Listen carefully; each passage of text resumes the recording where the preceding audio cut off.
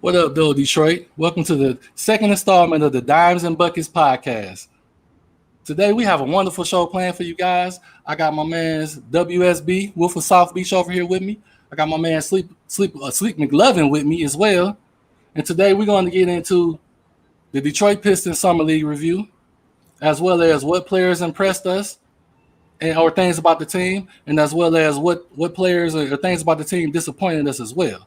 We want to get into all of that today, and also what kind of contributions do you want to see from some of these players that did impress for the upcoming following Pistons season. We also going to get into the Malice at the Palace doc, as well as talk about the comments of Carmelo being disappointed that the Pistons didn't pick him at number 2, and then dive into the Jalen Green comments on Detroit as well. And then we're gonna finish that off with Hamidou Diallo signing here with Detroit, signing his 2-year, $10.4 million deal. Now we have 16 guaranteed players on the team with only 15 spots. So somebody has to go. Who will that be? So if you please like and subscribe to the video. It only helps put the video out there in the YouTube algorithms, as well as help grow the channel as well. So let's get it. So as far as Summer League, let's start off with Sleep. What impressed you the most about some of our players and our team? What impressed me, and I've been a Garza fan, so it was good to see Garza go out there and ball. You know what I'm saying? You could tell that he lost 20 pounds, 25 pounds. He was out there moving better. He was shooting the ball pretty good. I was really happy that Sekou ended up leaving the team because it ended up giving Garza those minutes. Because you can really tell with those extra minutes he was comfortable as far as playing backup center. So like Garza really impressed me. Like I don't know how it's gonna be as far as the NBA level because he was playing against summer league players. That's remains to be seen, but his movement out there, he moved pretty fluent. You could tell he was faster than he was in college. So that really impressed me a lot. And then another thing that impressed me is, of course, Kate Cunningham. He acted like he was under control. Like he still has to catch up to the speed of the game to me. Like the game was a little bit too fast, but even though the game was a little bit too fast to him, he was still under control. His shot selection could be a little bit better, but those two things like really stood out. I was pretty happy with what I saw out of summer league from the Pistons. Okay, WSB. What about you? Yeah, I had to kind of piggyback on the Garza thing. Of course, I said I was telling you about how I felt about Garza on draft night, and shortly after that, when we talked about it, how I felt like he was going to come in and contribute or whatever. Since he got that weight down, like you said, he's moving a little bit more smoother. He's actually running the floor pretty well. Like that's something I really didn't take into account. That he's actually, since he lost that weight, he's going to be running the floor a little bit well. I seen him finish at the rim. Also, you see them hit the mid-range, fade away, one-legged dirt shot type of shot. You also see him shoot from 3. So he pretty much shows he could be a possibility of a 3-level scorer. We don't know if that's going to translate in the NBA, but of course you see the potential is there with Garza. Cade Cunningham, I already pretty much believe that he's pretty much going to be Rookie of the Year just based off of how I feel like the team is going to contribute this year. He might not have more points as far as Jalen Green is concerned. Like if you're looking at the total package and how it's going to translate to the NBA over 82-game season, Jalen Green might average 20, 21 points a game. Cunningham could average something similar to that, but he's going to have more of an effect on the game as far as being able to do a little bit with the basketball, handle the ball, dribble, shoot, and the triple threat post him up. It's one thing in summer league that I kind of wish that they would do a little bit more with kind of put him in the post-up game a little bit more. He was kind of shoot. I mean, even though he shot 7 for 10, you still can kind of tell that he can do a lot more as far as impacting the game on just not shooting the ball. And defensively, like he's real long. He only going to get better and stronger. As soon as he get a little bit stronger, he's going to be able to play more consistent on the defensive end. Yeah, Cade Cunningham, of course, he's my guy. But third guy I want to kind of mention, Pickett. He actually was a surprise for me too. Long, athletic, 6'8". Seems like he could be like 6'10", 6'11". He just got those long arms, can shoot from there. So I kind of like him too. I don't know what the Pistons gonna do with him in the future. I know they planning on signing him to a what's the exclusive deal? Yeah, Exhibit 10 contract.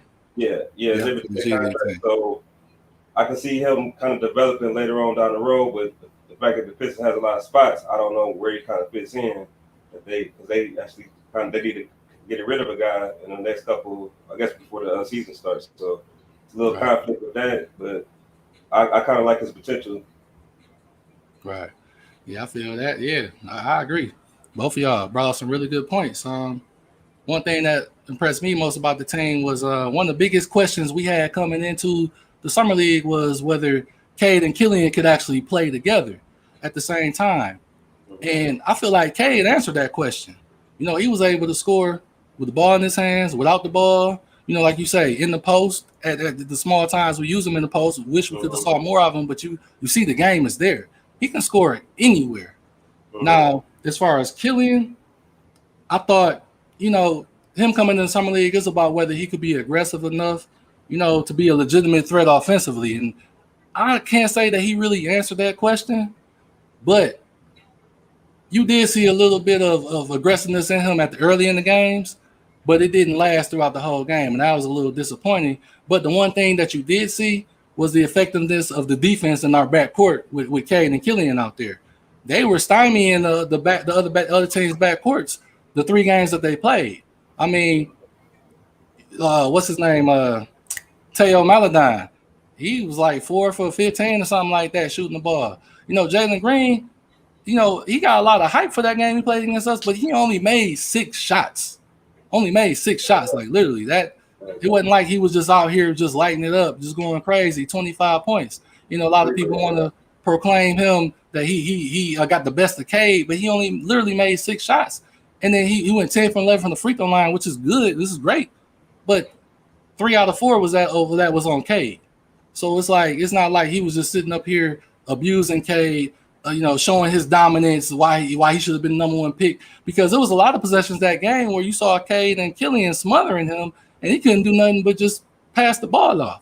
So, you know, I thought they showed that they have a lot of potential to be a top defensive backcourt in the NBA, and that's something to look forward to seeing.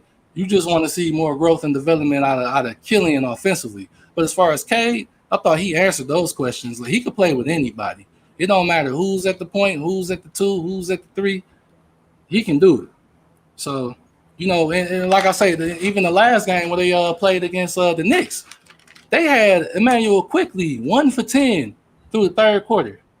You know what I'm saying? Before Saban Lee ended up letting him get going, and he ended up with 15 points or something like that. But Cade and Killian had him locked down. He was frustrated. He couldn't get anything going. And, you know, a lot of people are super high on Quickly. So, like I say, the defensive potential of this backcourt is heavy. And, you know, I do kind of want to see it through, but at the same time, Killian got to hold up his part of the bargain, being some type of threat offensively. And so that's what we worried about.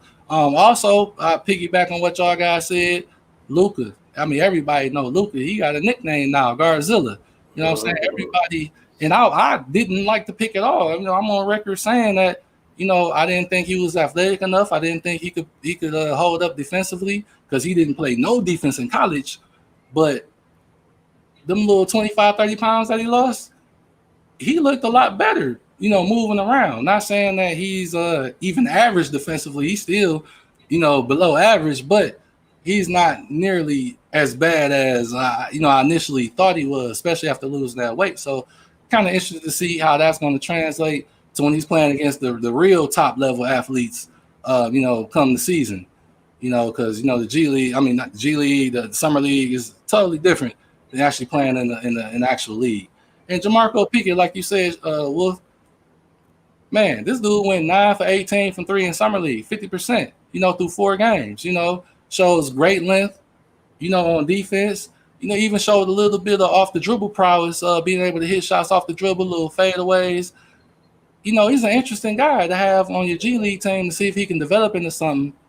Especially when you have an unknown like Sekou, when you don't know if he's even going to turn the corner or not. So, man, those things to me stood out. I love that about the summer league. But let's get to some of the summer league disappointments. Mr. McLovin, what you think? I only got one disappointment, and that's Sekou. Like, it's sad to say, but we, as the Pistons, don't know what to do with him. He can't. To me, I feel like he is supposed to come in the league as a 3 to the 4. You come in summer league playing the 5. Right. And when he's out there playing the 5, he's out there looking lost. He doesn't have a post game. He's what? 6'11", 230? He's like 6'9", 230. Yeah, 6'9", 6'10". They long arms though. But you know what I'm saying? He's like a KD 6'9", 230. He ain't a Giannis 6'9", 230. Like, he ain't about to body nobody. He looks small. Ain't nobody scared of him. He ain't got no post game.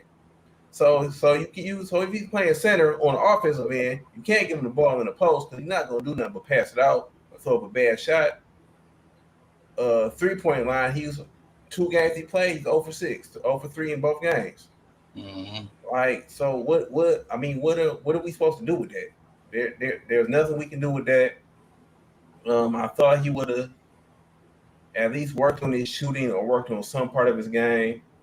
I saw none of that.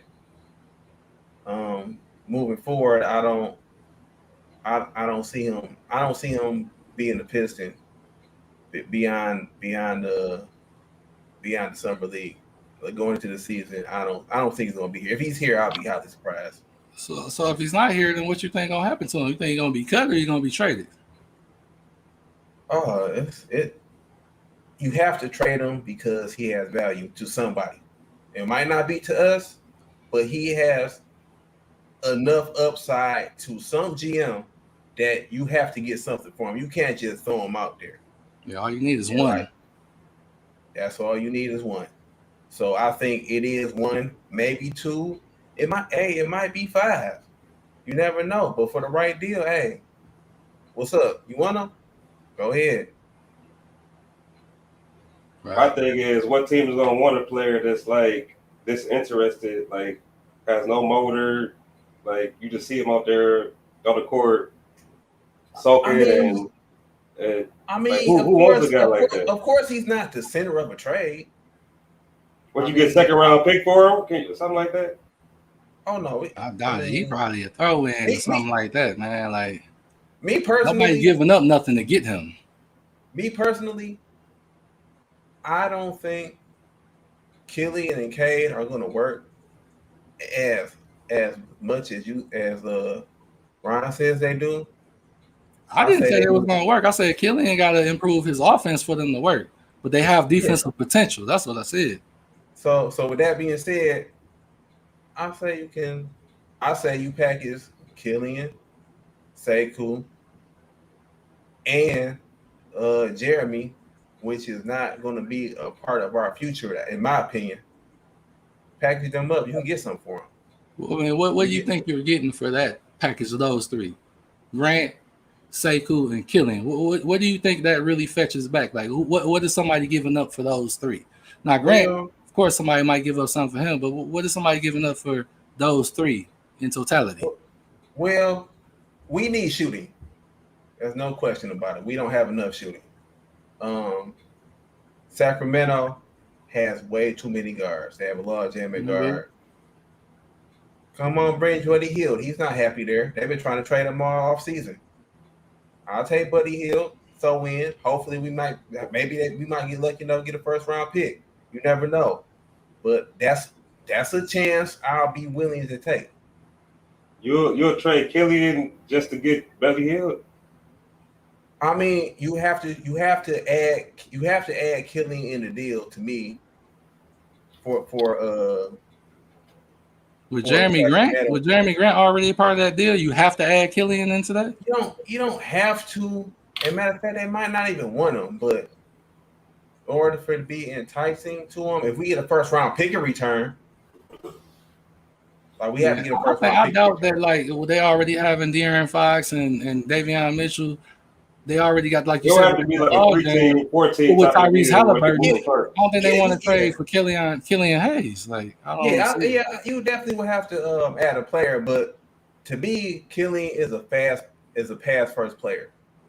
So he's not going to take away from any of the players you just named. He's not going to take away from Fox. He's not going to take away from Halliburton. He's not going to take away from Mitchell. If one or two of them are on court together, he's going to get them open. It might make the game easier for them because from what I've seen from Killian, he's not really looking for a shot. Now, he might get aggressive over time, but as of right now today, he's not really looking for a shot. He looked for a little bit of summer league, but as far as last season, I didn't really see a lot of that. Right. But if he can make the game easier for them, why can't he make the game easier for Cade and the Pistons that's here right now? Like, because to me, those players have different skill sets. Like you see Mitchell, he can shoot. You seen Halliburton last year. He knocked down some buckets. He can play off ball. De'Aaron Fox is so quick. All you gotta do is give him a little bit of space, give him a little bit of a lane. He going to the rack. Then they still got Harrison Barnes over there. They got a lot of players that can move without the ball, and all they need is a good pass. Like De'Aaron Fox took a major step up last year. And if you are able to, at some points of the game, get them off ball, that'll only help the team. Like, I don't like Fox off the ball. I mean, you don't like Fox off the ball, but I forgot they. Why you don't like Fox off the ball? I don't like him off the ball because I feel like he's one of the quickest players in the league with the ball. So why would you want to play him off the ball? It's like Westbrook. He's not a Westbrook type of scorer or whatever, where you can put him off the ball even though he's athletic. But you want the ball in his hands. You want him getting the rebound and pushing the ball. You don't want him playing it two, standing in the corner. You don't want him doing that. He can't shoot like that. Yeah, he can't shoot like that. He doesn't have the ball in his hands. But in transition, if you can have Killian get the rebound, he's streaking down the court, you can pass to him on that first pass up the wing, and he can make a play in the secondary fast break, I'll take that all day. You're taking some of the pressure off of him. I agree. But normally those plays come from missed shots. You know what I'm saying? Like you pushing the ball up the court quick. The made shots, you got to take the ball out of bounds. It's hard to get back on that 5-man defense when you're not allowing missed shots. And Sacramento has been a poor defensive team. Now they help their causes with Davion Mitchell in the backcourt, but they still are a poor defensive team. And I know Killian would help that as well, but to that point where they just getting defensive rebounds and kicking it up the court, getting all these fast break opportunities. I mean, but if that trade happens, think about it. You got Killian, which is improved defensively. You got Mitchell, improved defensively. You got Jeremy Grant, which improved them defensively. You have three players right there that automatically improves them defensively. It's not like they're going to be the same bad defensive team. Agreed. Those players help them. Let me ask you this: giving those players up for Buddy Hield, who plays no defense, who has a very inconsistent shot. We need a pick back. I want a first round pick back. Is there any scenario where y'all trade Jeremy Grant for Draymond? Hell nah, because getting Draymond not about to catapult us into, playoff wins or anything like that. That's a pointless trade. Like if we trade Jeremy Grant, we gotta get some picks back or a real player that can contribute offensively. Draymond, like nah. Well, it could be other guys that's on the Warriors squad too. Like they got assets. Draymond, a guy that the Pistons I feel like would be the perfect shooting guard next to Cade, Jordan Poole. Draymond when he's hitting the shots, but man, he's had a lot of opportunities, and man, he's been bricking shots. He have good games here and there, but kind of like Kelly Oubre, he had a big opportunity last year and didn't really take hold of it. So, I mean, do I want to trade something that's for sure for something that's a possibility? I'm not sure I want to do that either. Like, I'm gonna throw out a scenario to y'all real quick. You say that Draymond, will he be good here? Absolutely not. Draymond is one of those players that he is You need to be very on the good for the situation that he's in. Just example, why did the Piston little baby dynasty end in 04? 04 to what, 08? yeah, Because we got rid of Ben Wallace. What did Ben Wallace do when he left the Pistons? nothing. Nothing, because he was good for the situation that he was in. Of course. So with that being said, Draymond is good for the situation he's in. If we trade for him, I'll be upset. But I mean, on the other flip side of that coin is like we got rid of Ben Wallace. Ben Wallace wasn't nothing, but didn't we win like 64 games that next year after we got rid of him? What was that the year after that? Remember when we got Flip Saunders? You know, Flip Saunders, like Mike D'Antoni, he coached that offense. Rest in peace, Flip. Coached that offense. And, you know, we had a great record, but come playoff time, we didn't have no defense, which is where Ben Wallace would have kicked in. But the point being, lose a player like that, it don't necessarily mean that your team don't have a chance to win. And they have a chance, but we didn't have as good of a chance because we couldn't get over the hump. Good question. Do you still consider Draymond Green a defensive MVP type player? Do you still consider him to be that? I do. Yes, because of the system. Because of the system that he's in. Okay. I see Green, and I see like it looked like he lost a step on the perimeter. I don't feel like he can. How he used to be a 1 through 5 defender, he can't really check the 1s and the 2s like that anymore. He can do the 3s through the 5s, but he looking to step. So it seems like his offense has got worse. I don't know how that could have got worse, but it's too many games where he got 2 points, 4 points, or whatever. Yeah, he might have 8 to 10 assists, but you would expect the growth and development from his offense. You know, a better 3-ball by now. Anything else? Add anything. You would have expected anything else. And now you're getting the subpart. The defense is not the same as it was. So I'm not, you know, Draymond Green at 31, about to be 32. I don't know. He like you say, he can guard the 3s through the 5s. That's all you really need to do. I see him guard AD in the playoffs. I think and pretty much play him best if I've seen anybody play him or whatever. So he still can be one of them. Like he's a good smart defender or whatever. Like he knows where he's supposed to be. He knows angles. He knows where he knows the scheme of how they supposed to play defense or whatever. So I don't necessarily think it's a scheme. Like he can play on any team and be a great defender. It's just his offense that I worry about. Like you say, he's getting worse offensively because he's scared to take those shots. Or he just like, all right, well I got Steph, so let me just get him the ball or whatever. Or I don't know, he just lost confidence in his shot, or he don't work on it, or I don't know what the case is. But he still brings value. But they team might not be necessarily the Pistons, but for sure Golden State, especially when Klay coming with. Yeah, I'm put it like this: like you're not gonna put Draymond on a bad defensive team, and they're gonna get that much better. I just don't think it's gonna happen. And as far as offensively, I want y'all to go back to, I think that was 2015. Was that 2016 when Cleveland came back for 3-1? 2016. 2016, and Draymond scored 34, and they lost. So you going back 5 years ago? Yeah, when he took everybody out of rhythm because he was hot. Like he's not an offensive player. Yeah. I mean, yeah, he's not. I wouldn't say out of rhythm. That whole series was just had their ups and downs or whatever. First he gets suspended, then he comes back, and then his momentum was already pretty much swung in Cleveland's favor or whatever. All they had to do was figure out a way to win that. They're already going to win Game 6 at home in Cleveland. So all they had to do was figure out a way. I feel like Draymond is a guy who, if he goes to a really good team, he can put that team over the top by bringing that extra defensive edge, by bringing that extra communication. You know what I'm saying? By bringing that extra knowledge. But coming to a team that's down low, you know what I'm saying? Like bottom of the league, he's not gonna make much of a difference. He's gonna be like he was with Golden State these last 2 years. Exactly, because they don't got the players. It depends on who got on the team. He has to be on a great team.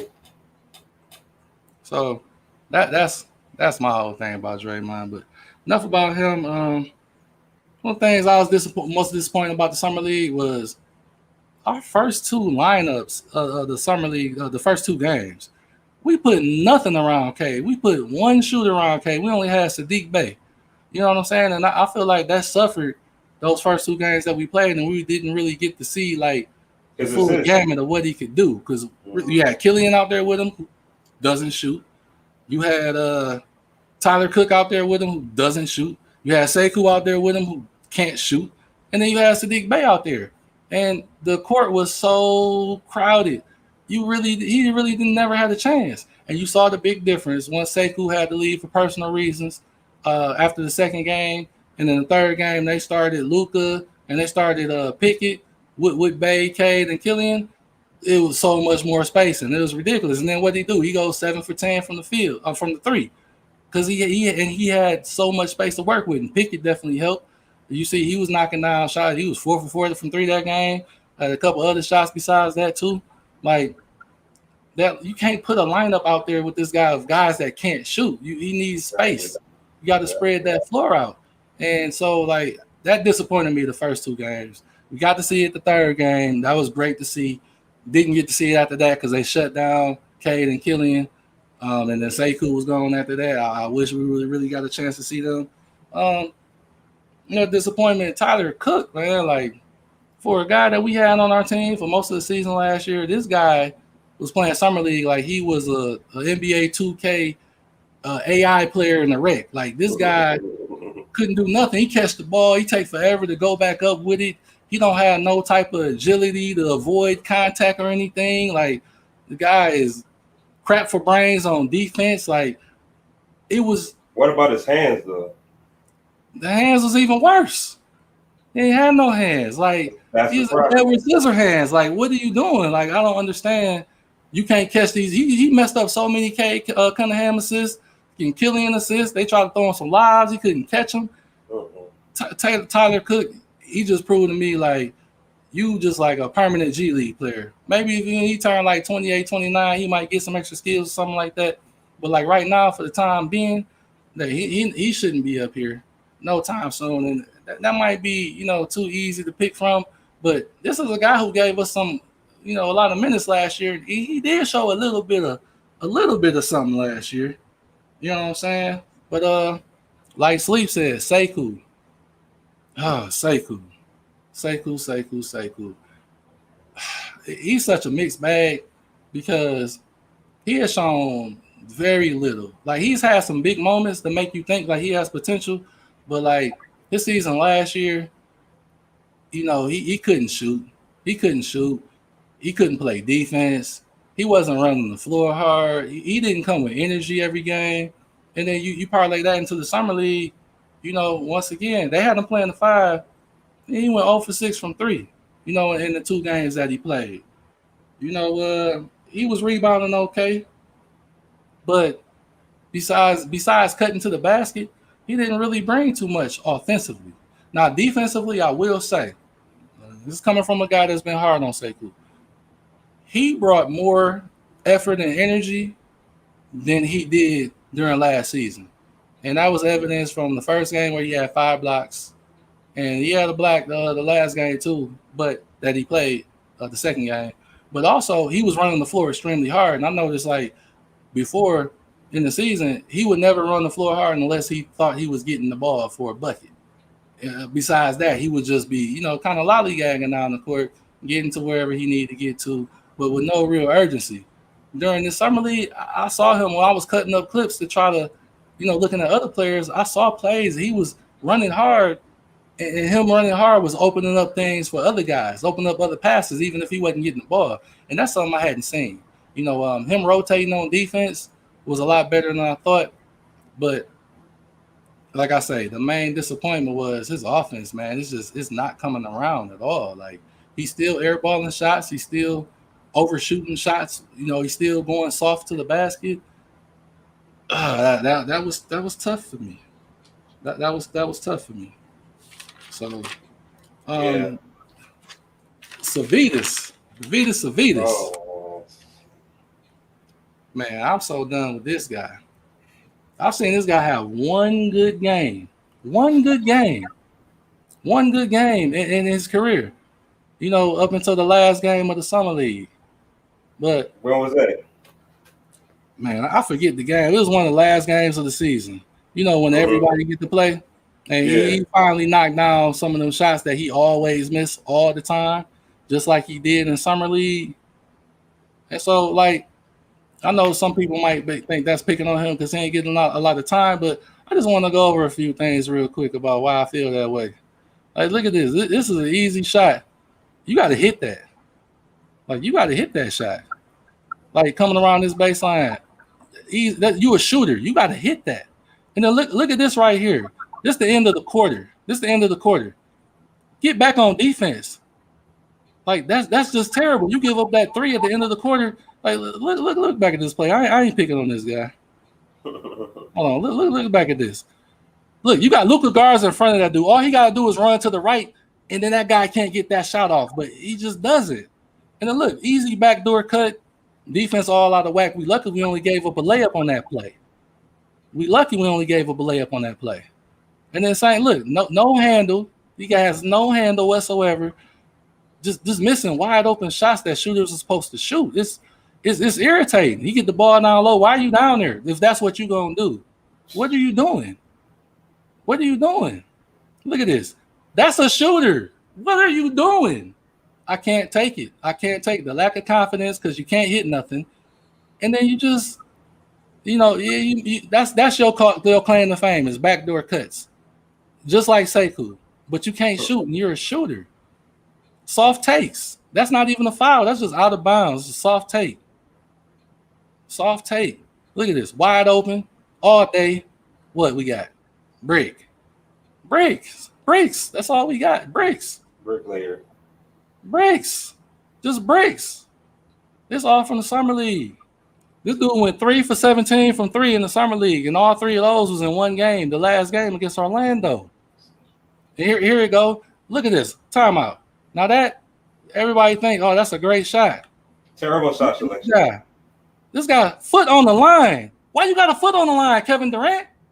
You got a wide open 3. What are you doing? Another brick. Come on, man. Like, dude, I don't know how long. Maybe one day, 5 years from now, we need more of that. Maybe 5 years from now, he's going to be a shooter of some sorts. But right now, he won't be a Piston. Yeah, we can't. Sure. How long we supposed to wait on him? And these his 3 threes right here. Those are the shots that we need him to make.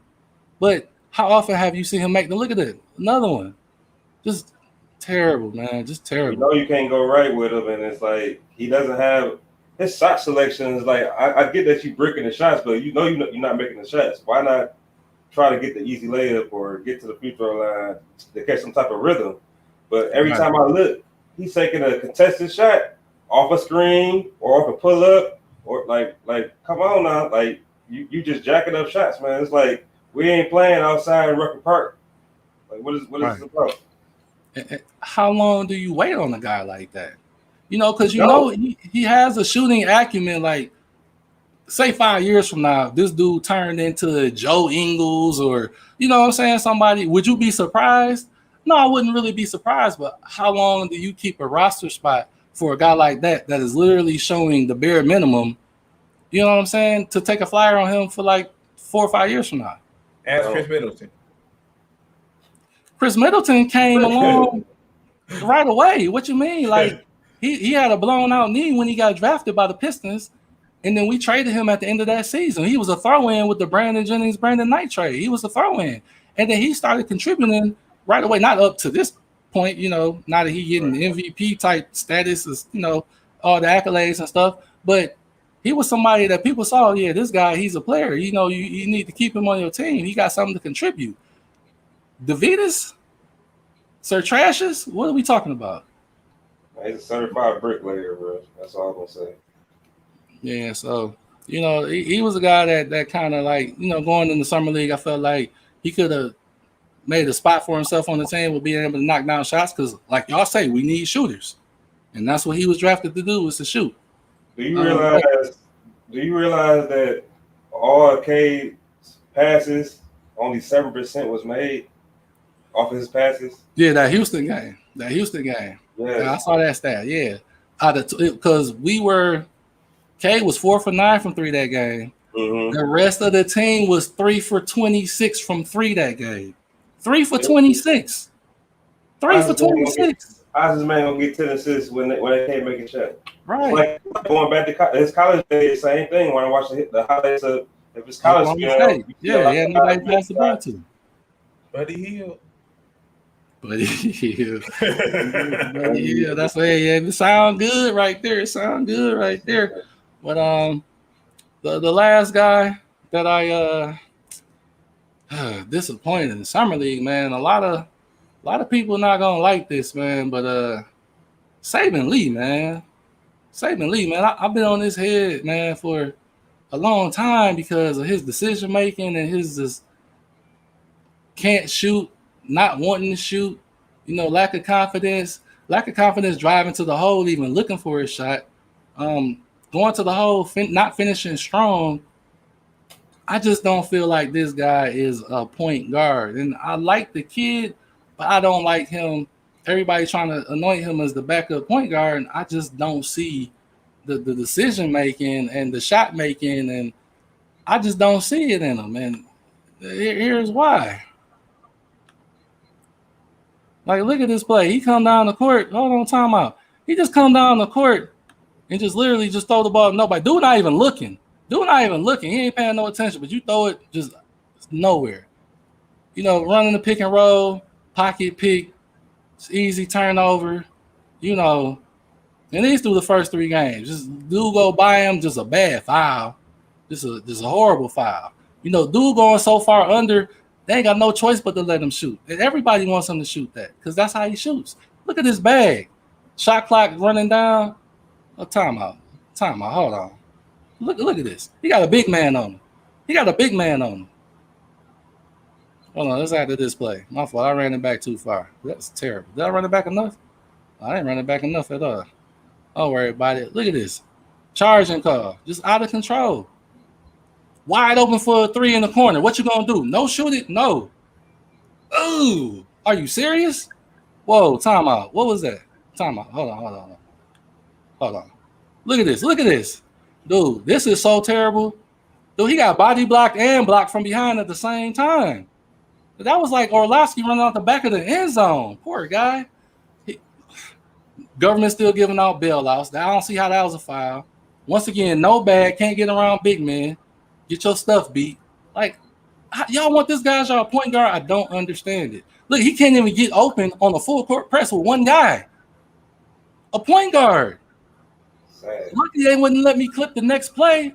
Look, this is back-to-back plays, but they didn't show the whole thing. About to be another 5-second count. He got to get an offensive foul. Your dad is a former NFL running back, and you can't get around one guy? Come on, man. This is just utterly ridiculous.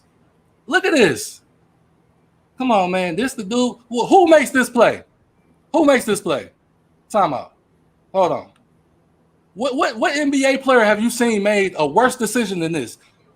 What are you doing? Why would you throw the ball back there? I don't understand. Under what circumstance do you under somebody please help me out? Under what circumstance do you throw the ball? Look at this. 30 seconds left in the game. We're up 4. Why would you throw it back there? Just take the out of bounds. You're a point guard. That's ridiculous. Like, I cannot take this. Like, Saban Lee, I'm sorry, bro. You can't be my point guard. I'm sorry. You just can't. Not now. I need time. To me, he's not a point guard. He's a scoring guard. He's a point guard because he's small. I agree, but we have him playing point guard. When you saw when we had him, Cade, and Killian out there, they had Saban Lee bringing the ball up the court, pounding the air out the ball, finally passing the ball with like 7 or 8 seconds left on the shot clock. When he did pass it. I think that's more because of coaching and situation. Like Summer League is for you to work on your game. They wanted Saban Lee to work on his game, work on decision making. The last 2 games, game 4 and 5, he was very aggressive. He got his shots. He was looking to score.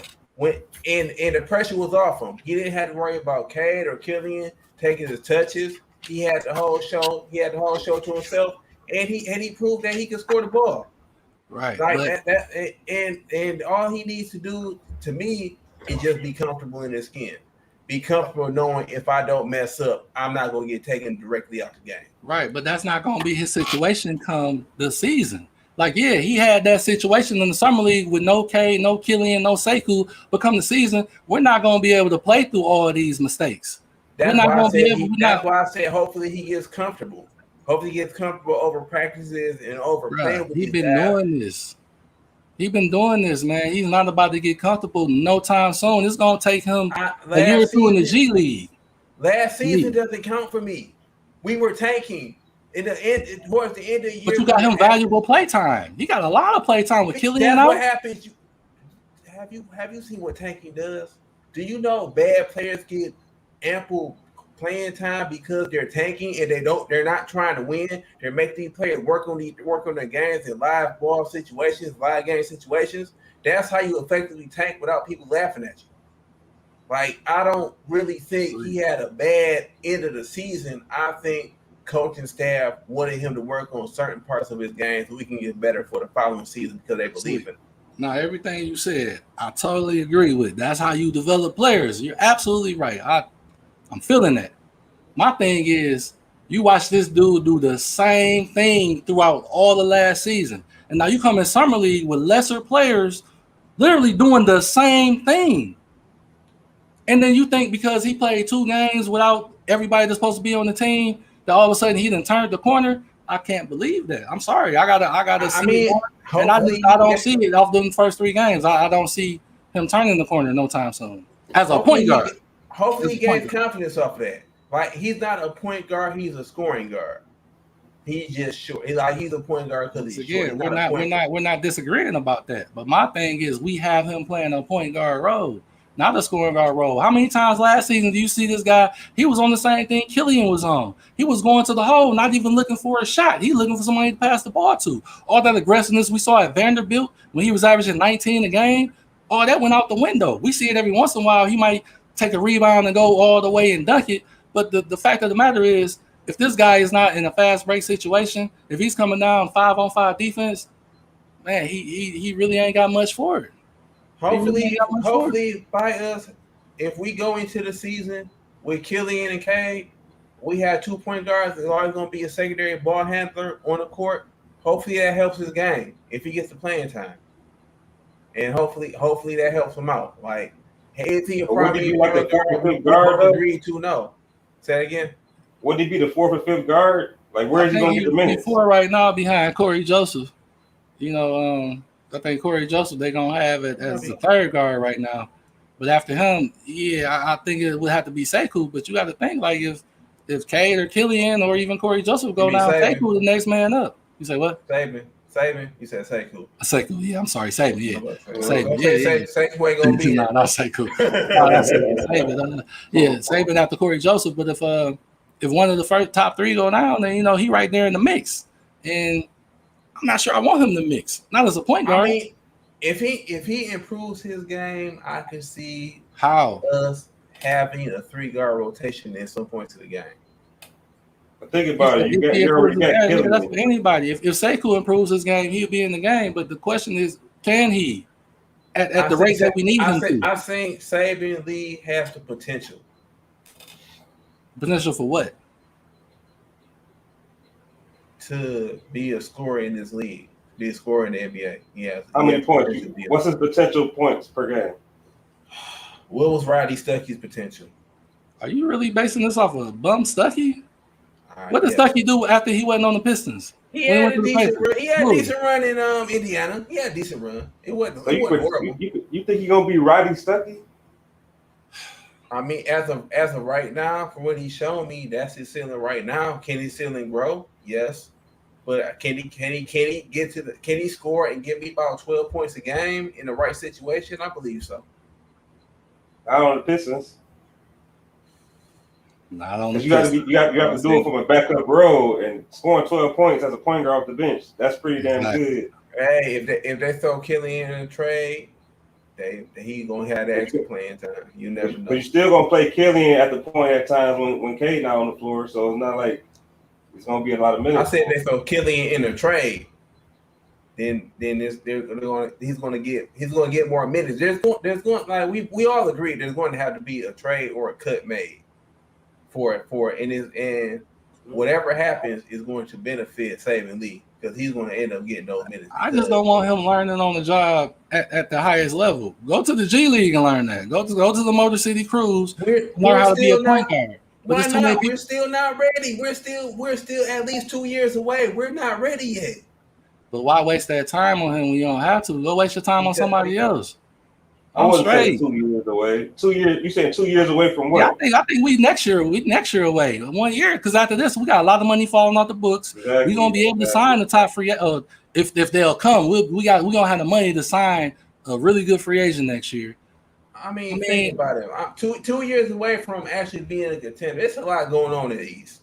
It's a lot. You got Brooklyn. You got.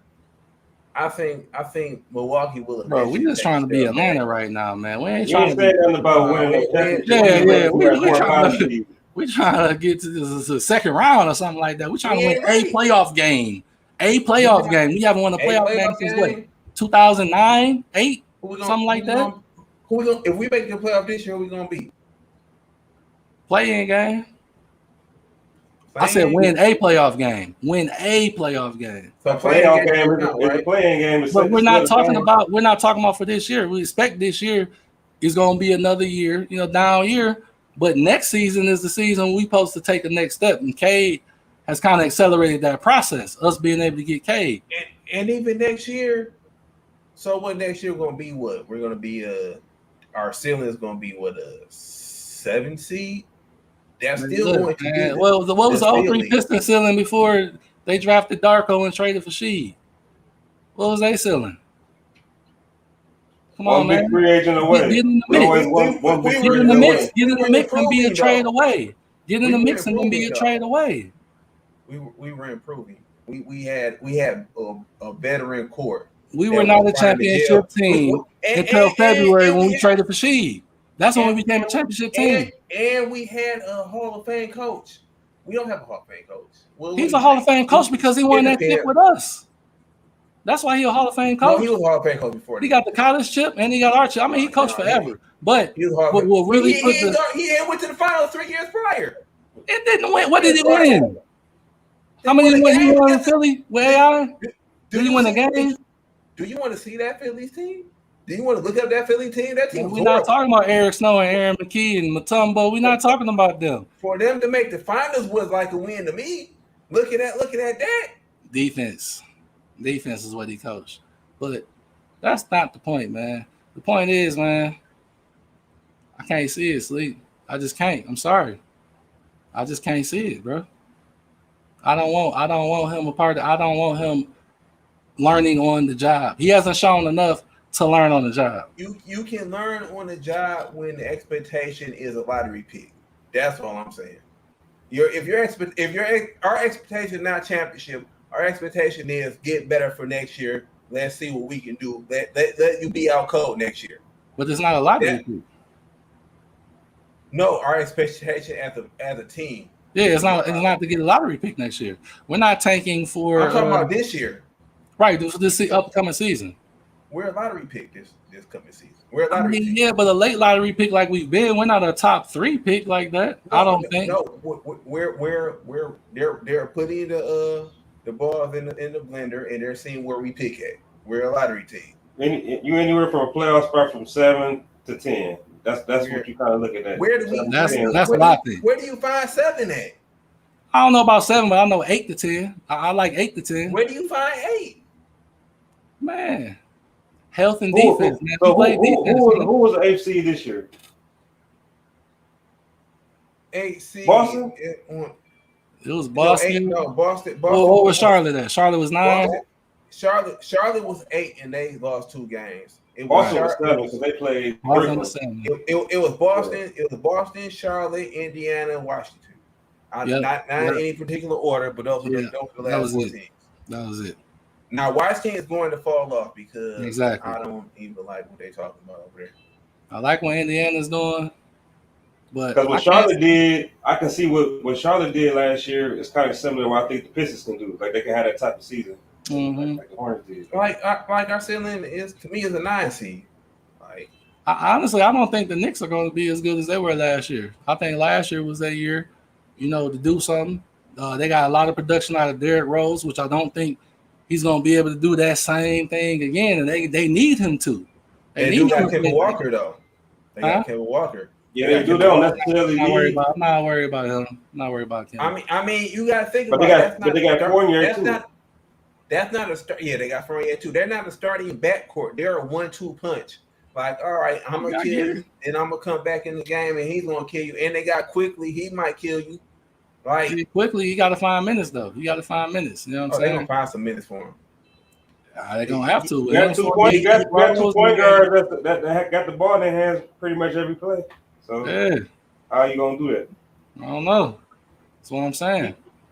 I just don't think the Knicks are going to be as good as they were last year. I think last year they made their run, and that was their time. If they're going to be another top 5 defensive team, then maybe. But we don't know if they can. They got a good defensive coach.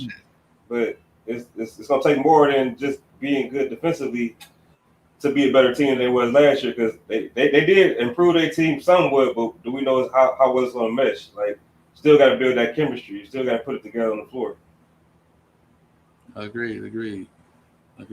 So what's up, Sleep? As far as the summer league goes, and just closing out the summer league, as far as Pistons wise, is there anything that you wanted to see that maybe you felt like they didn't show, or maybe you missed out on? I wanted them to be more dominant, but they weren't, because they were trying things out. They tried, for example, they tried out Sekou at center. That didn't work out. He had to lead the team for whatever reason. The benefit of that was we were able to give Pickett valuable minutes that we needed to see. It opened up the whole rotation, and it made Garza come up starting, and Pickett took that role, and he flourished in it. He proved that he was a knockdown shooter. I hope he finds a way to make it to the team in the regular season. And I think I was encouraged by that. But we do need shooting. Like you said, that game against Houston was 3 for 26 from all the 3-point shooters. So it was good to see that they, by default, kind of said we can't do anything with Sekou. Yeah, I mean, I don't know if they said that, but he had to leave. He had a family obligation that he had to attend, which was already pre-planned. So I want to make it seem like they just kicked him to the curb after them 2 games, but yeah, it definitely. I mean, when you on the court, you on the court. You ain't hurt. Ain't that what they say? That's what they say. I agree. So he might well not been on the court. He 0 for 6. He hit a 3. I could have did that. I'm here talking to y'all. Yeah, and that goes into kind of like my points about what I wanted to see that I didn't see, and like I already talked about, better lineups out there with Cade, like more shooters around him. Even if you have Killian out there, it should always be at least 2 other shooters out there with them on the court. With Cade being one of those shooters, but another 2 shooters in addition to him. Maybe you can have one other guy out there that can't shoot, but you can't have them out there with 3 guys that can't shoot. Like that's. But summer league, I'm not faulting them for that, because you got to think that people were working on their game. Like this summer league, you ain't seen them in a while. Tyler Cook. Did you work on that? Did you work on your game? I passed you the ball. Oh my God, you airball. Like what? Like I said, that's the big thing. Like Killian, he's supposed to be the main one to take that next step with, being able to shoot. Or at least trying to shoot. And, he showed that he still, I know Beeline been working with him and Stewart on their shots and stuff like that and some of the other Pistons, but he's still not ready. He's still off balance, you know what I'm saying? And his shots, he's still rushing. The step back, super off balance, legs going everywhere. It's not ready. He's clearly, he hasn't done enough yet to be ready. And it may come in due time. It took Lonzo a minute to be able to shoot. You know what I'm saying? And they compare favorites. It took a chance of a jump shot for him to be able to shoot. And Killian, that's the thing about Killian's jumper is the form up top is actually pretty decent. It's his bottom half that he's always off balance, out of control, especially on the move. On the move or coming with the ball in it, off the step back or something like that, is his body, his bottom half is doing too much and it's throwing everything off. And I just, man, you got to get better at that. It's only going to take more shots. Eventually it becomes, second nature, but he's not there yet. And it may be some time before he gets there. You got to understand that. But the other things that he's bringing to the table will make you possibly wait on that a little bit, but you got to be able to put other shooters around him, in my opinion, around him and Cade. It can't be just Sadiq Bey out there as the only other shooter besides Cade. That's what I didn't like, and that ties into one of the things I didn't like is the lack of aggressiveness from the Frenchmen, which is Killian and Sekou. I wanted to see them be more aggressive. Killian, he started off the first two games. He went to the hole, had some nice floaters, some nice takes to the basket. And then you didn't see him do that for only one more time the rest of the game, in the first two games. Sekou, same thing. If he didn't have a cut to the basket or a wide open shot, it was only a half. It was not even a half. It was only 2 or 3 times where you seen him actually try to take somebody to the basket. Actually try to do something for himself. Just wasn't very aggressive. He was just kind of out there. Like I said, he did show a little bit more effort and energy. He was playing, he was rotating on defense. He was trying to contest shots at the rim, but offensively, just not the type of aggressiveness you want to see from a third-year player. He's the longest tenured Piston. He should feel like more than the Piston to anybody, and he's just tentative and hesitant out there. I just want to see more. And Sadiq Bey, although I'm not mad at Sadiq Bey, I'm not disappointed in his play. Although I just wanted to see him knock down shots a little bit better. I know that he was working on things. He was trying to do a little bit more playmaking. He was trying to do a little bit more off the ball, ball in my hands, creating shots for myself, all of that. And that's cool. But the fact of the matter is, dude went 6 for 25 from 3 in 4 games. That's 24%. Sadiq Bey proves throughout last season he can shoot. Right. It wasn't. To me, it wasn't about. I'm not worried. I'm not worried. I'm not really concerned, and I'm glad that he's working on other things. But you don't never want to see nobody go 6 for 25 from 3. You know what I'm saying? I didn't like seeing that. Put it like that. Especially coming off, you got done working out with the Olympic team and all that. You should have been better. I mean, it's 6 for 25. That's ridiculous. Maybe his legs was tired or something. I don't know. Am I worried about him going to the season? Worried about a shot being off? No, I'm not. But we just talking about things I wanted to see that I wish I would have seen. I wish I would have saw him knocking down more shots in addition to what everything else he was trying to do. Because it's not like he didn't take the opportunities. He shot it 25 times and only made 6. One game he was 1 for 8. Another game he was 2 for 7. That's just not good at any level. I don't care if you at LA Fitness. That's not good. You know what I'm saying? No matter who you are. So, I ain't like that. I ain't like seeing that. But like I say, once again, that's nitpicking. I'm not worried about Sadiq. He gonna do what he do. He a natural shooter. We see his shot. So it's gonna be fun seeing him and Livers out there. Looking forward to it. But like I say, that was something that I ain't like seeing. What about you, Wolf? As far as what I wanted to see, I kind of wanted to see Cade with the ball in his hands a little bit more often. I felt like they was playing too much, taking turns with him and Killian, and having Cade play off the ball, sitting in the corner, even though he can play off the ball. But in order for the Pistons to be more successful in the upcoming season, the ball needs to be in his hands a lot more often. Maybe 75-25, can't be 50-50. Because you're taking the natural playmaking ability away from him when you got him playing off the ball. Now, if you do play him off the ball, you got to put him in the post a little bit more often. If you decide to do it that way, but just him, all right, I'm gonna let Killian bring it up for the next 4 or 5 possessions, and I'm just gonna stand in the corner. That ain't gonna work. It has to be, the ball has to be in his hands. I trust him more. He's more of a natural playmaker, natural leader than Killian. Killian, he's quiet out there on the court. I barely even know. I can't even tell you how he even sounds. Like I never even heard his voice before. So it's like he seems like a little quiet guy. You don't see him really interact too much on the court. Well, Cade, you see him more vocal. He's a leader. He's out there giving guys encouragement.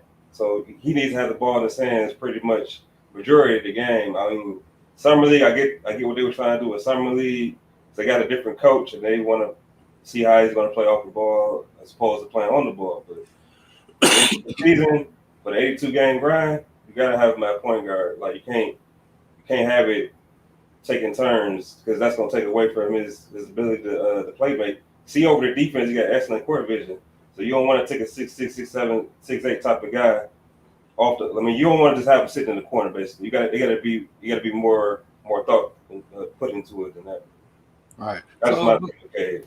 Let me ask you this then. So if you project Cade to be, the main ball handler over 50% of the time, so what is Killian doing during that time where he's not running point? Like, what is he doing? He's playing off the ball, trying to get to the hole. Like Killian, he's a guy that when he scores is usually to the basket or whatever.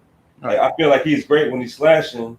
So I feel like putting him at the 2 when playing him off the ball, he should be slashing more than catching and shoot. Right. Like the D Wade role, basically. I want him to play that type of role or whatever. Like be that defender. You know he probably would be great at? Huh? Playing for another team. Like, he ain't about to be here doing that.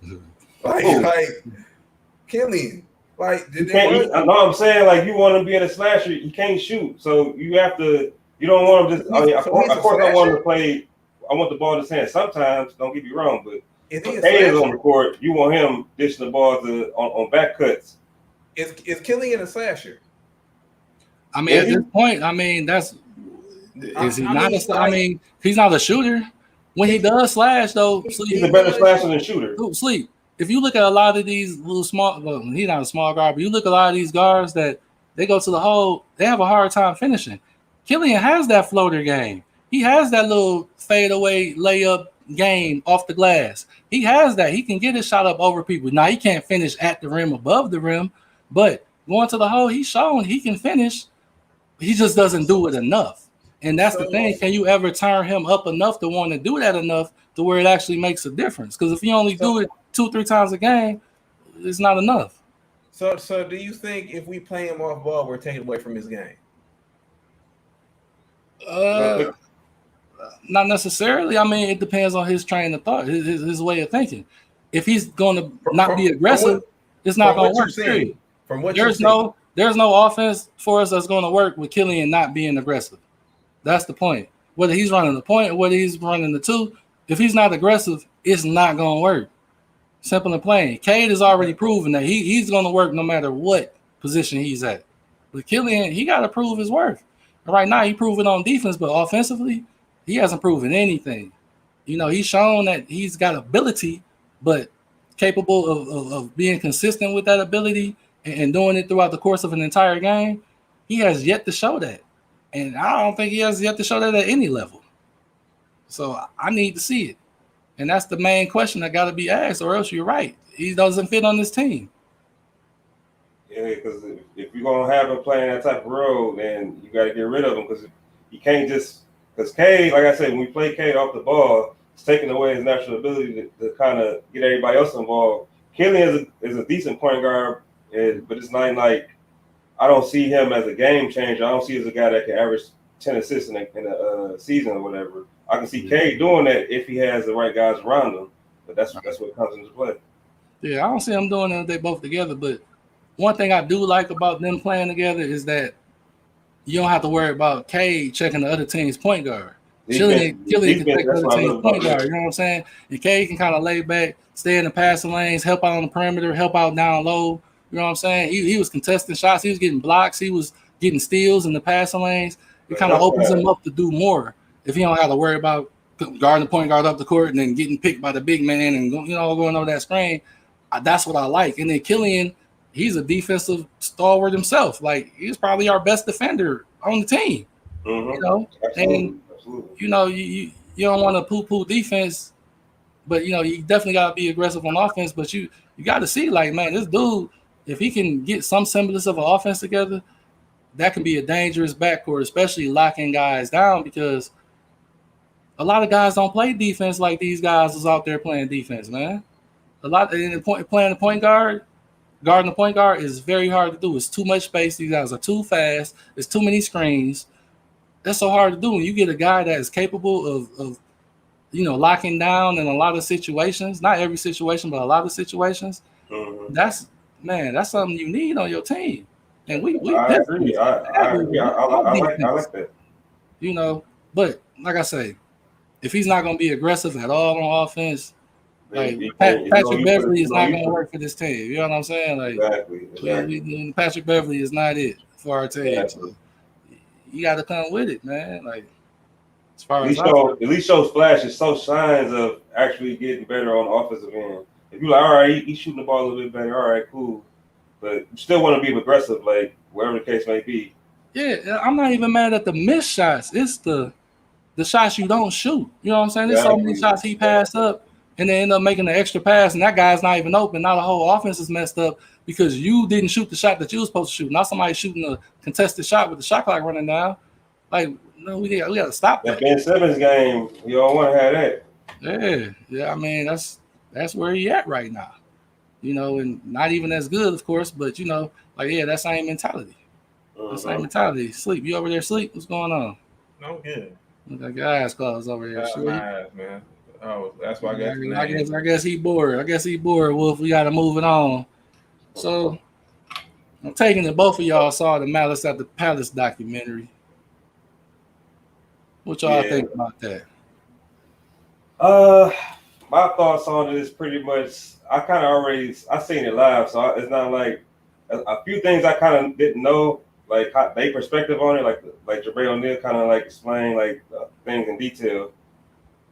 But it was a well show. It was a decent show. I just don't like that they didn't really necessarily get the Pistons side of it. They might have got Ben Wallace's side, but they didn't really necessarily get like all the players that was involved in it or whatever. They only got like the Pacers side, and I guess that was cool and all. I mean, they gotta have their own narrative or whatever. But it's like the thing that I kind of didn't know about is like when Ron Artest walked in the pretty much after the whole brawl was over with, he asked everybody, "You think we're gonna get in trouble?"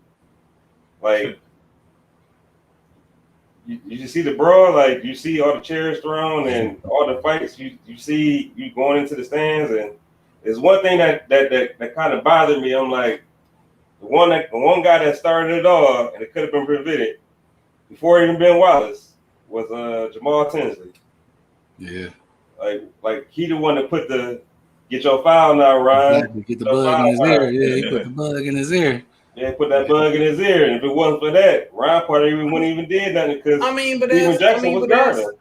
That's old school basketball. We were still kind of in the old school, new school phase of basketball. We can get your foul, man. You can't tell me, hey man, I'm about to go chill and lay on this bench right quick. But the game is over with though. Okay, and that's when you get your foul. He wasn't expecting the beer to get thrown in his face while he's sitting there chilling. Come on, you gotta count for that. Oh, I ain't saying it was right or wrong, but I'm just saying that's what started it. You don't tell another guy, oh, I'm gonna get your foul now. The game is already over with. You don't want to get a foul on Ben Wallace. Right. No, if you want to get it on somebody else, cool. But if you want to foul somebody like Ben Wallace, you just know the consequences. I mean, Better world peace. He didn't want to fight Ben Wallace. Ben Wallace is Artest. He didn't want to fight Ben Wallace. I don't care what he wasn't trying to fight Ben Wallace. He wasn't trying to fight Ben Wallace. He wanted no parts. He wanted to fight him in a celebrity boxing match. Yeah, he wanted no parts. If he was the one guy I've ever seen him want no parts of too. If he was trying to get his foul back, he was trying to fight. That's my opinion, bro. But like the game was already over. Like even with the hacker Ben could go and miss 2 free throws, and it was over with. It was like a hard foul, like at that anyway. Yeah. You ain't have to do all that. It was unnecessary. But that's what I'm saying. If you wanted to smoke, if you listen to this guy, oh, I get my foul back. All right, bet he listened to it, so he wanted to smoke. Man, this is pre-psychiatrist Ron Artest. This is before he turned into Meta World Peace. You know what I'm saying? This is before time, by the way. Yeah, you know what I'm saying? Like, this is before all of that. Like, Tinsley knew what he was doing. One Artest man was crazy, bro. doing. You tell that to somebody else. He knew. You don't tell us to ride Artest. Yeah, like he probably got a good laugh out of it. yeah, he probably laughing about it today. Like, I can't believe he I actually did that. the You know whole what I'm thing. saying? I didn't think he was gonna do it. I just said it. I thought it was funny.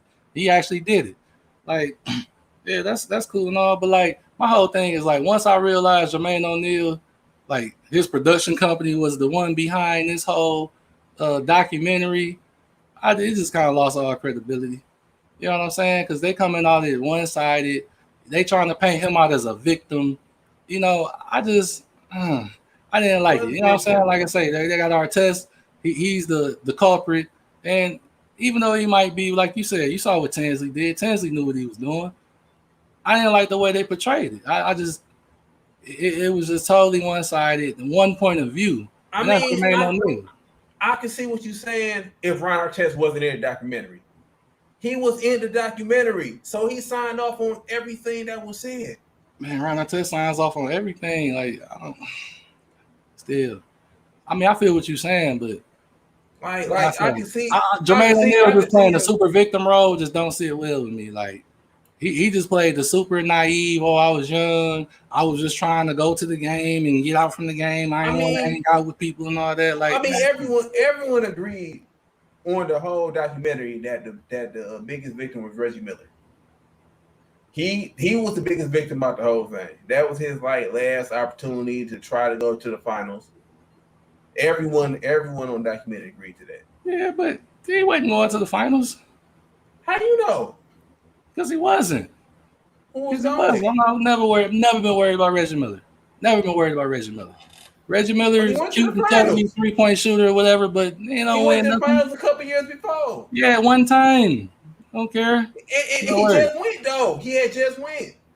The Pacers going to the finals was like when the Knicks, you know what I'm saying, was good. Like nobody really cared. Like nobody was scared of them. He had just went. They were still good, and they just went to the Eastern Conference Finals. How can they not? I was more worried about the Nets than the Pacers at that point in time. Well, they had just got Steven Jackson that year because remember the year before. So that made them a little bit better. It was good. They had the squad. Larry Bird put that squad together. They had the squad, but it just still don't be worried. Certain teams you're just not worried about. I'm sorry, just not worried about you. Or you're not expecting them to win the chip. It's just, and Reggie Miller never expected soft ass Reggie Miller to win the chip. I'm sorry, just never did. He's not even the best player in his family, man. I'm sorry, can't do it. I'm gonna leave that alone. I'm gonna leave that alone. Cold-blooded. I'm gonna leave that alone. Anyway, how y'all feel about Carmelo all of a sudden? Now he want to come out on the All the Smoke podcast and talk about how he disappointed that the Pistons didn't pick him at number 2 after they told him he was going to be picked at number 2. Sleep. What you think about that? I heard it before. He kind of voiced it every now and then. Yeah, a few years ago. And even so, I don't even think they would have. Would they have eventually won a championship? Maybe. They wouldn't have won one in 04. 03, 04. Yeah, you got to think. We didn't get Sheed that year until February. And we got him because Darko wasn't performing in practice. And we needed to grab another big. But if Melo was there, would we have traded for Sheed? That's a big question. Who knows? Because before that trade with Sheed, we were on defense. We were averaging about giving up 86 points a game. When we got Rasheed, we were giving up under 80. Yeah, we started. Yeah, I was about to say we started holding teams under 80 once we got him. That bounce on the Palace. You know what really caught my attention? That game 6 that the Pistons won was 69-65. Yeah, that was ridiculous.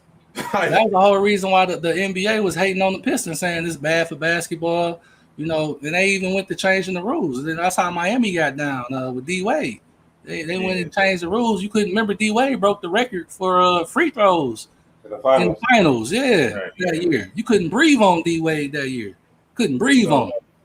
Ridiculous. That was that rule. No hand checking, nothing. Yeah, they did that because the Pistons. Pistons and the Spurs was locking stuff down. But I'm sorry, I definitely mean to cut you off, Sleep. But yeah, I just had to It's piggyback good, with but you, man. even still, if we would have drafted Melo, in the long scheme of things, I think we will still be right where we are today as a Pistons franchise. So you think we would have got away with one chip, maybe, or are you saying none? I say 2. I want to say the same. 2 finals appearances, maybe 1 ring. No, I didn't say 2 appearances. I said chips. We had 2 finals appearances. No, That's I what I say said. definitely. I said we're gonna be the same. 2 finals appearances, 1 ring. Okay, I thought you meant the same as what South Beach just No, said. the same as Okay, gotcha. Same as how it happened. All right, I feel like if they would have got Melo and they didn't win that first year, then that probably would have, all right, let me see how this play out. We can go get Sheed 9.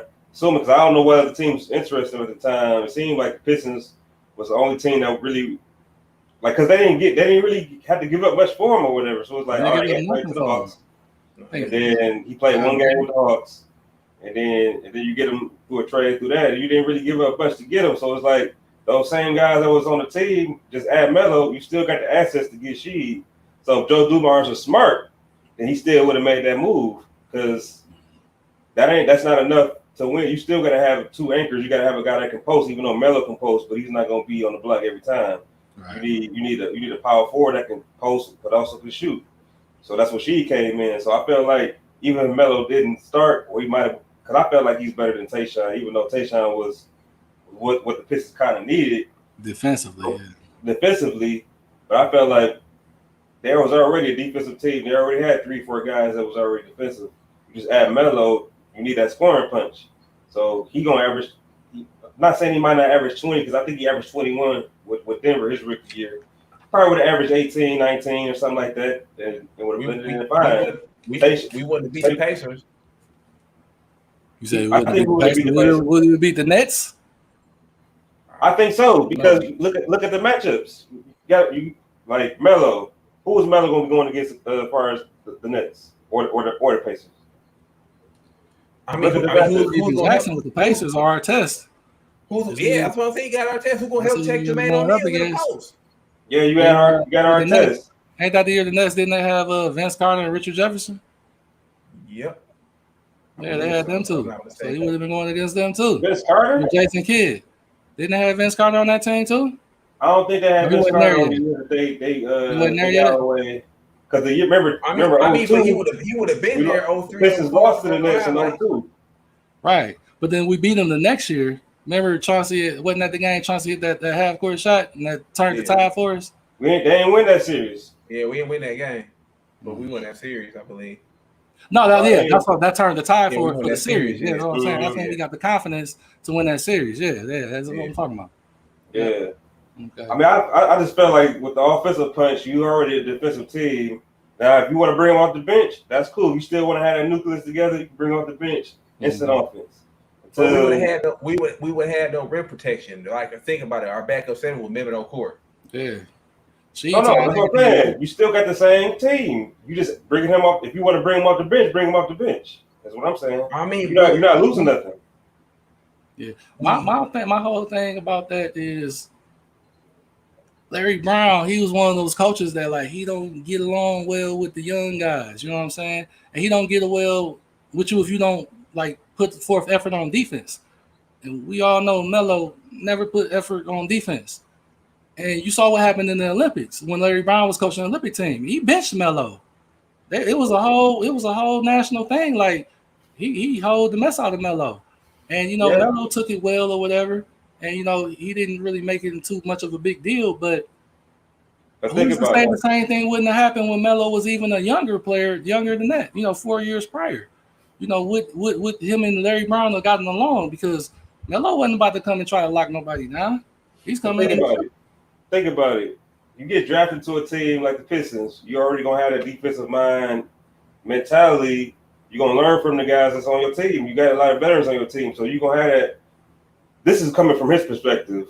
I go to a team. Let's just say you that's a perfect situation for you. You got veterans. You got a veteran coach. You got a veteran players all over the roster. It's almost like the equivalent of him going to Miami. You know, you're gonna have a great culture. They're gonna show you how to play defense. They're gonna show you how to work hard. That's how I feel like he would have went to the Pistons. That might have changed his perspective on defense. Like now he's like, oh, I'm just a scorer. Who's the coach that never really mentioned defense? No, George Karl. He might have preached it a little bit, but he wasn't really a good coach to me. And you see what that 03 draft class did? You see what that 03 draft class did? They got together and went to Miami. Melo would be like, man, I'm straight. Melo said I'm straight because he didn't want to. I'm about to sign this shorter deal and kick it with y'all in Miami because I don't like it here.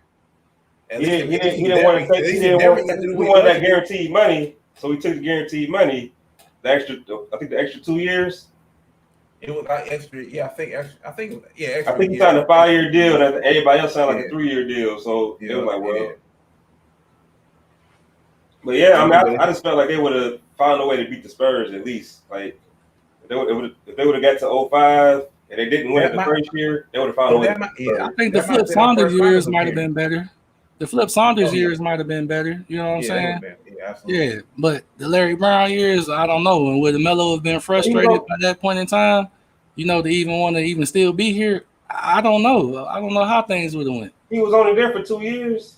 Yeah, I know. That's what I'm saying. 2 years is enough for. You see Zion ready to dip out of New Orleans. Like, we just don't know how it would have turned out. Like, we could say, like, yeah, they would have won, 2 chips or would have went, went to 6 straight Eastern Conference Finals. Maybe we would have got to like 3 or 4 finals. You know what I'm saying? But do we know that we would have won? Because our defense was the reason why we won. You saw how we beat. Nobody gave us a chance to beat the Lakers, and we didn't beat the Lakers because we outscored them. We beat the Lakers because Ben Wallace locked down Shaq 1-on-1, and then Tayshaun had all kind of help on Kobe. All you had to do was make sure you weren't shooting jumpers. Huh? Kobe didn't like Shaq. They was going through their turmoil, and they had old Gary Payton and old Karl Malone. But the point is, nobody saw us winning that at all. Like nobody. Even most of the only people that saw us winning that was Pistons fans, and all the Pistons fans didn't even think we was gonna win that. Exactly. A lot of Pistons fans like, we won that game? Oh, now we got a chance. Yeah, exactly. You know what I'm saying? Yeah. 5-game sweep. Mm-hmm. So, it's hard to say it would have definitely played out this way because it was so many things. You remember our bench that we had on the 014 with Corliss Williamson came off the bench. He was a bucket. He got down in the post and people just couldn't stop his 6'5", 6'6". Mm-hmm. You know what I'm saying? You had Lindsey and Mike James, Bulldogs off the bench. Like it was ridiculous. Like Edwin Campbell. You say what? Edwin Campbell. Edwin Campbell, Dale Davis. We had bigs. We had a plethora of bigs. You know what I'm saying? We had all kind of power off the bench, man. Like we didn't have no sorry bench. We had one of the best benches in the league. That's why people saying like, oh yeah, he could have drafted Melo and he could have came off y'all bench, but we had a great bench already. I don't know if things would have been the same. It just would have been a different dynamic. Came off the bench. It would have been a different dynamic, and we don't know how things would have played out. But he ain't no bum like Darko, so he can't get no worse. Over Darko, though. I mean, you can't dispute that.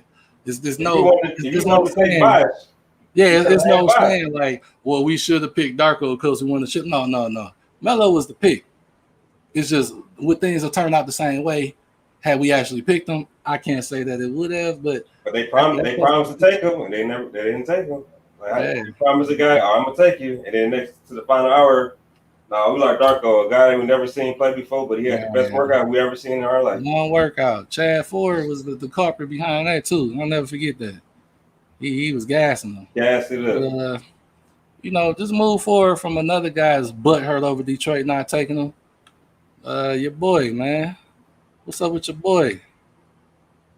Well, let me see. Trying to share my screen real quick. What's up with your boy, man? Jalen Green, man. Right here, you can see. I wanted to be the number 1 pick, but as far as location, I didn't want to be in Detroit, Green told Yahoo Sports. I felt a lot more comfortable in Houston.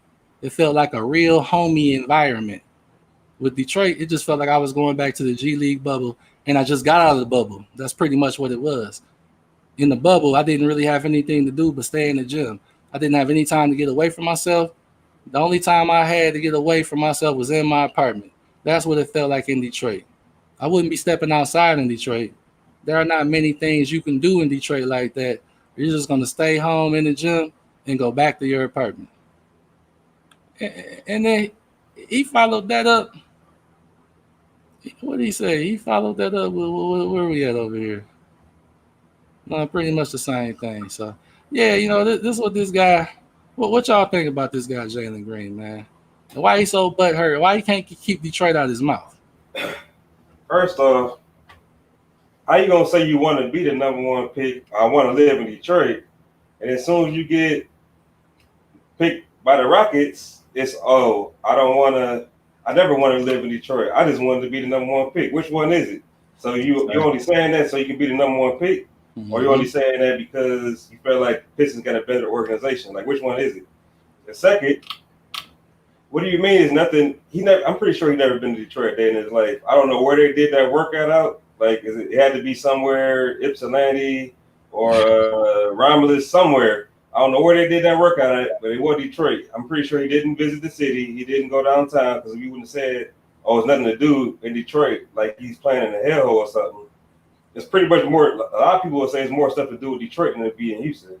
Like, a lot of people don't even like Houston. You're like, "Oh, I'm a better organization with," because since I'm with the Rockets or whatever. It's more stuff to do where? That's what I'm saying. There's more stuff to do with Detroit than it would be in Houston. So they don't even have snow. I love Houston now. I can't say that. But I can't say that. But it's a lot to do in Houston. But it's the same stuff. It's the same stuff you do everywhere. What do?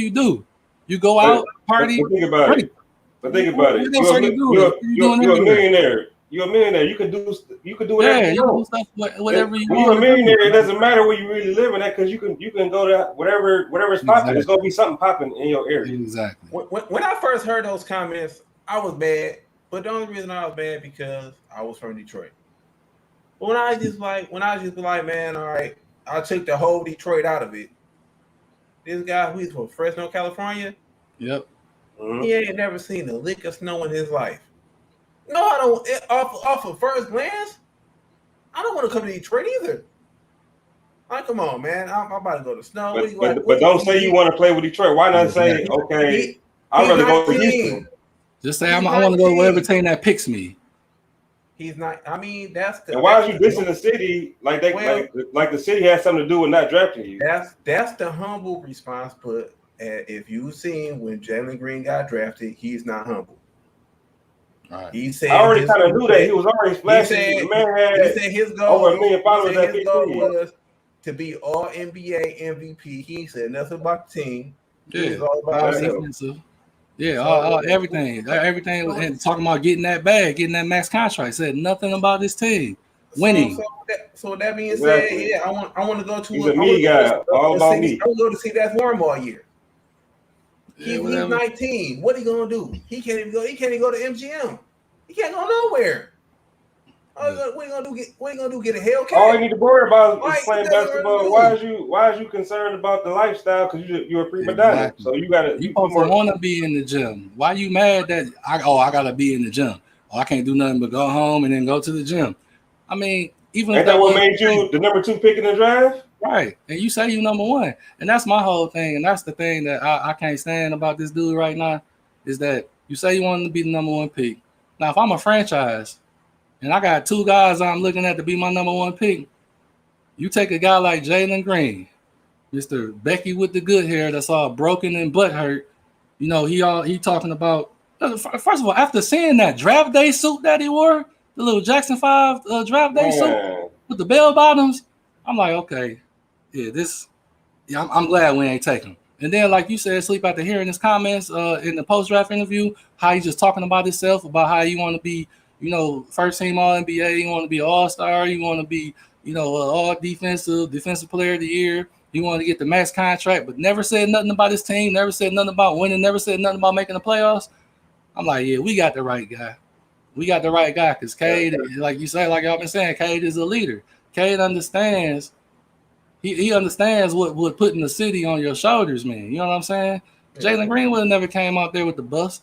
Jalen Green would have never endeared himself to the city. He's not even endearing himself to Houston. He's not even endearing himself into the Filipino culture. Y'all hear when the Filipino reporters ask him questions, he's just like, "Oh yeah, y'all fans cool. All right." He ain't taking no. It's all about him, man. And I'm just. Did you see the grills that he just got recently? You said what? See that. He just got like some diamond grills in his teeth or whatever. Really? Yeah, like laying out, looking like Paul Wall. Swear to God. Yeah, that look kind of cold though. I ain't gonna lie. But that's their thing down there though. That's like they buffs. You know what I'm saying? Getting that grill, that's like they buffs. So, big ups to him for that. But like I say, man, there's another other YouTuber, 313 J Mo. He almost talked me into this Jalen Green over Cade thing, man. I really got to thinking like, I'm cool with either or. If we got the number 2 pick, I'm cool with Jalen Green. But man, I'm so glad we got who we got, man. I'm just so glad we got who we got. I wasn't cool. I was only cool with it if we would have got something for it. Like I wasn't cool. No, this is before we had the number 1 pick. It was like if they would have got the number 1 pick and we had number 2, I was cool with Jalen Green as number 2 pick. You know what I'm saying? Like he's number 2 pick. But as far as for my franchise, I'm glad we got the guy that we got because he just seems like more of a franchise changer, more of a leader, more of a guy that you want to represent your franchise. You know what I'm saying? And that's important. Like guys gonna want to come and play with Cade. I don't know if guys are gonna want to play with Jalen, and I'm not even sure if Jalen's even a winner. They had the best G League team in the league last year. They only was like 8-7. We don't even know if Houston has a good coach yet. We don't know if he's gonna have a successful in the first season anyway. We don't. It's like nothing is guaranteed. We know he got the skills, but you don't know if he's gonna be able to play a full 82-game season. You talking like you did something in the league, like you've been in the league 4 or 5 years. You didn't made the All-Star team. It's time for you to get paid. You just a rookie. You just came from the G League. You haven't earned your spot yet. You still got to prove yourself. So you having all these comments thinking that it's me. That's cool and all, but you gotta have that confidence. Remember that you're gonna be a target. As soon as you step on the NBA court when the season starts, you're gonna be a target. They're gonna go at you. Everybody. Oh, you want to be all the first team all NBA? Oh, you want to be an All-Star? Oh, you want to be Rookie of the Year? Oh, okay. Well, you're gonna have to go through me. You know what I'm saying? Like everybody ain't putting a target on his back. Ain't that what you want? Not necessarily, because like look at the game where Houston played Detroit in the summer league. He was sitting over here barking about being number 1 pick, Cade Cunningham. Instead of Cade Cunningham. Cade Cunningham, what did he do? He ain't give Jalen Green that time of the day. He just, I'm gonna go for my team. We gonna play hard, try to win the game, this and that. And you got to the game, and that didn't do Jalen Green no good. Jalen Green didn't even really have a good game. He had good stats at the end of the game, but a lot of that did not contribute to that win. Josh, your boy Josh Christopher, Şengün, KJ Porter, those guys were just having everything at the basket. Those are the guys that really won that game. Like Jalen Green wasn't really the main catalyst for that game.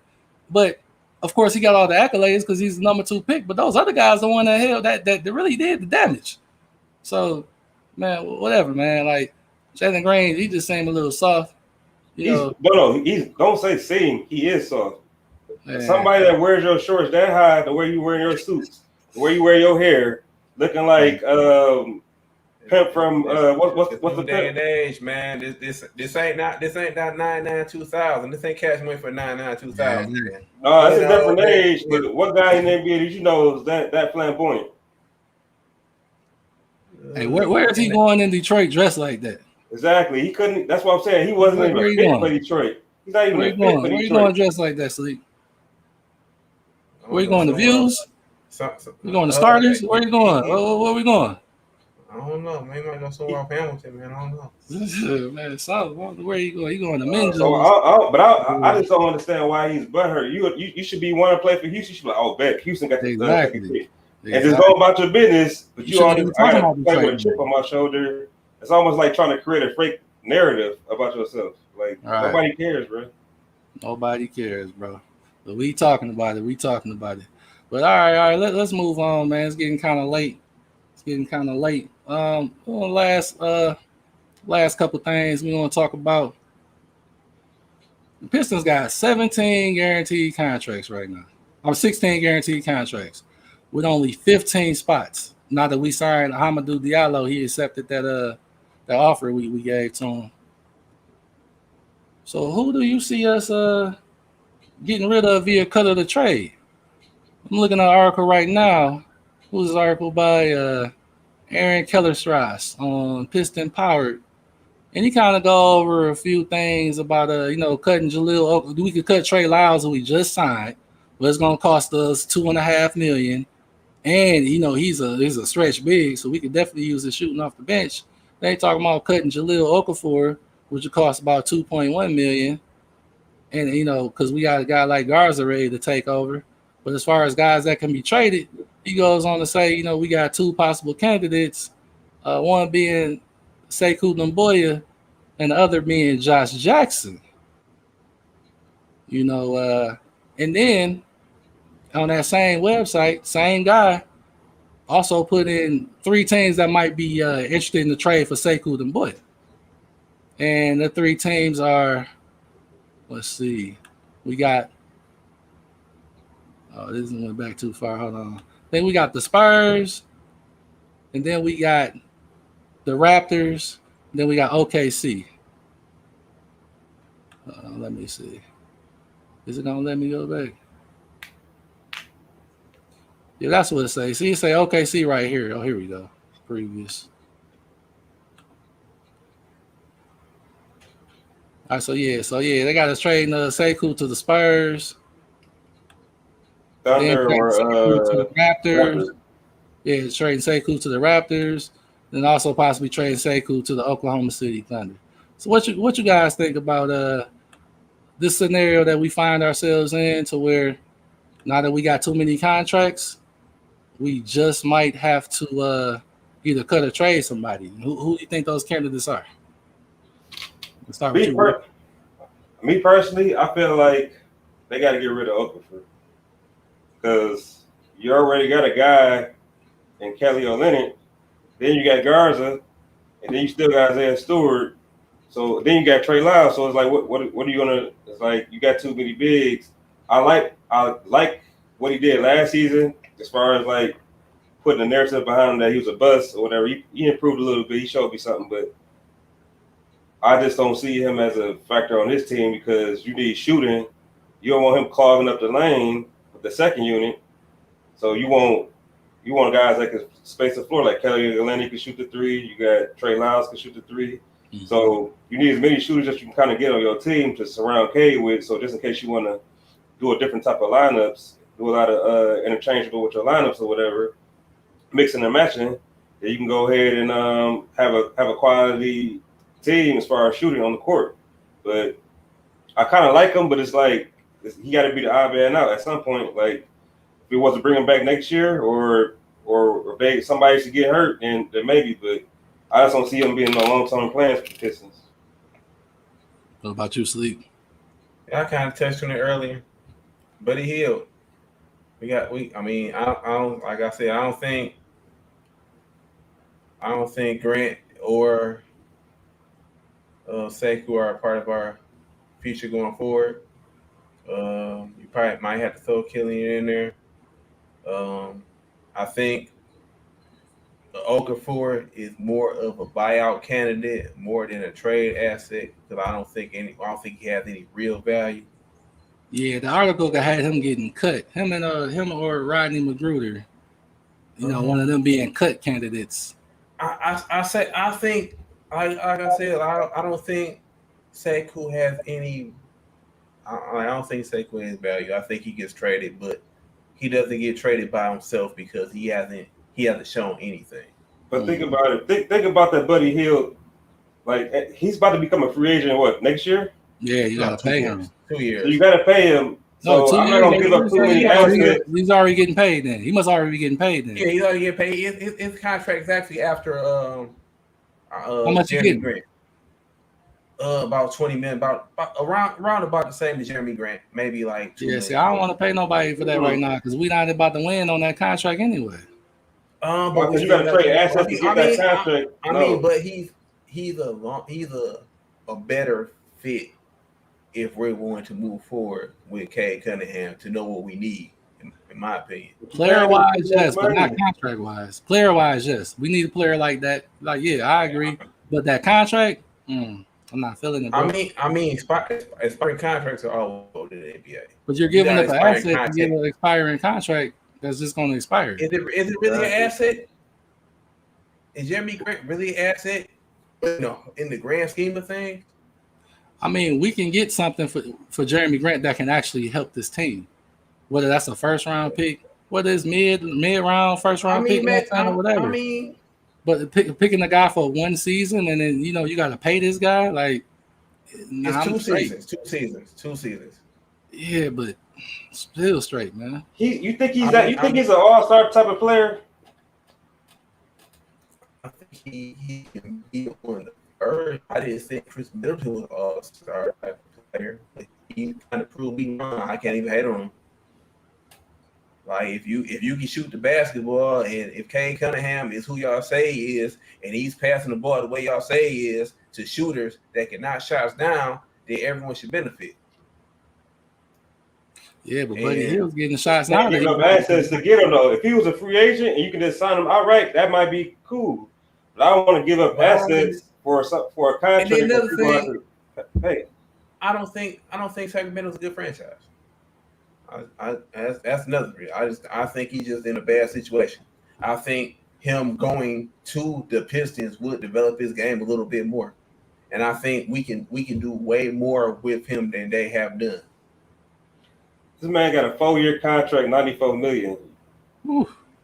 All right, so his last year, what, 23, 20, what, 20? 24, he's going to be a free agent then. So you're going to have that contract on the books for, what, basically 3 more years. All right, and if he shoot the blood, I'm happy with it. And what if he don't? Right. I mean, stuck with him. All right, so you mean to tell me you have a problem on the court? You got if this works out, you got Garza, you got Stewart, you got Sadiq Bey, Buddy Hield, Cade Cunningham. Are you happy with that lineup? Not for the long term. Offensively, are you happy with that lineup? Short term, yes. Long term, no. Honestly, I haven't seen Buddy Hield do it long enough for me to be confident that he's going to be a consistent shooter. When that's all he does is shoot. Like, if he had more to his game, when the shot's off, I see him scoring still, cool. But when all you have is your shot, it's like, man, you're not going to hit every day. Nobody hits every day. Cunningham needs shooting around them. I'm giving you how much more shooting you need. I'm giving you all the shooting. We've seen JJ Redick miss wide open threes. We've seen all these shooters shooters have off games. Your shot never falls every game. So when that's all you're hanging your head on. I gave you a whole bunch of shooting and enough defense. In that I think if you need a guy that's gonna put you over the top, I don't see Buddy Hield being that. But I think if you go get Brandon Ingram, that might be a guy that can help you. We not even. First of all, we're not about to get over the top. Second of all, they're not even about to get rid of Brandon Ingram. We ain't even got enough. What you mean? We trying to get him out of there. We trade for Brandon Ingram. We're starting over. Yeah, Brandon, he need the ball in his hand too much. Like, they didn't have enough ball to go around between him, Zion, and Lonzo. So I think it's just that system they was running. I think he on Van Gundy. Trash. Yeah, they had Van Gundy. So you put him on somebody that a guy like Cade, he can mesh well with him. I feel like he could kick him out. Like, he could shoot, man. He can play with anybody. Cade can play with anybody. All right, he can't play with anybody, but Ingram, what I'm saying is he can shoot the ball. So it's not necessarily, he's not going to be a liability out there. So it's not like, all right, you got to worry about him. He can cut, he can go to the basket. Yeah, I ain't worried about that. It's just what he's starting to grow into is a guy that has the ball in his hands coming down the court every time, bringing the ball up and kind of just being a playmaker. That's how Van Gundy, he had him and Zion pretty much running point with Lonzo sitting in the corner for a lot of that last half of the season. That's Van Gundy for you. That's why he gone. Man, that's why he gone in his first after the first year they got rid of him. 1 year wonder.